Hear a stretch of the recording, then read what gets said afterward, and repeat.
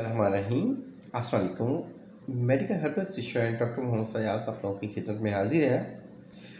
जिन हज़रात को बादी बवासीर रहती है, गैस का मसला रहता है और बलगम वगैरह ज़्यादा आती है, बलगम स्टूल के रास्ते आ रही है या बलगम थूक के ज़रिए आ रही है, तो ऐसे हज़रात ये वीडियो गौर से सुने। इंशाल्लाह ये नुस्खा इस्तेमाल करेंगे तो ज़रूर फ़ायदा देगा।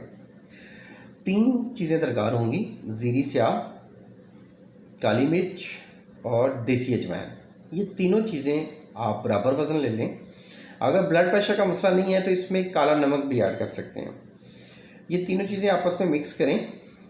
इसका एक चुटकी आपने सुबह खाली पेट लेनी है, एक चुटकी नाश्ते के बाद लेनी है, यानी कि चुटकी बनती है यानी कि क्वार्टर टीस्पून।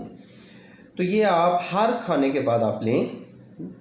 और पानी जो लेना है आपने वो सौंफ का लेना है। सौंफ का अदरक आपको मार्केट से आसानी से मिल जाएगा।